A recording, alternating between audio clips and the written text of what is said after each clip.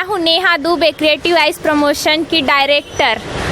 मैं स्पार्क 2021 की जो सेरेमनी हुई थी ऑनलाइन कंपटीशन, उनके कुछ लोगों से बात करना चाहती हूँ।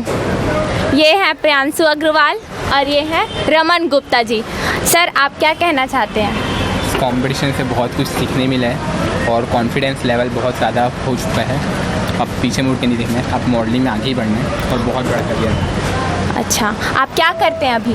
अभी मैं स्टूडेंट हूँ, BSc CS का फर्स्ट ईयर में। क्या फैमिली वाले आपके साथ हैं, सपोर्ट में हैं कि आप और इससे आगे बढ़िए? फैमिली वालों का कहना है ये कि मॉडलिंग में आगे कोई करियर नहीं बना तो क्या करोगे, तो पहले कुछ कर लो फिर उसके बाद मॉडलिंग में जाना। अच्छा, ठीक है। आप अभी ये सोच के बैठे हैं कि मुझे मॉडलिंग में और आगे बढ़ना है? हाँ, ये आपका ड्रीम है? हाँ ड्रीम है। क्योंकि बचपन से यही में ही रहा है ना, मॉडलिंग में, फैशन में ध्यान रहा है। ठीक है सर, कांग्रेस। सर, आप क्या कहना चाहते हो? मुझे मॉडलिंग बहुत पसंद है और मैं चाहता हूँ कि यही मेरा करियर बने। मेरा ड्रीम ही बन चुका है मॉडलिंग, और इसीलिए मैंने इतना ज़्यादा सर्च किया और मुझे इस कंपटीशन के बारे में पता चला और मैंने पार्टिसिपेट भी किया।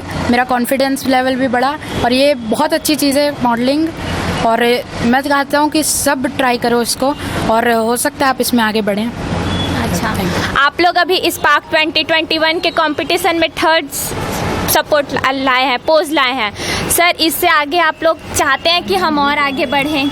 हाँ, मैं चाहता था कि मैं फर्स्ट रहूँ और मैंने थोड़ा सोचा कि हाँ, मैं अगर थोड़ा और अच्छा करता फर्स्ट भी आता, और मैं चाहता भी हूँ कि मैं और आगे बढ़ूँ मॉडलिंग में और इंडिया को रिप्रेजेंट करते हुए मैं करूँ मॉडलिंग। जी सर, आप?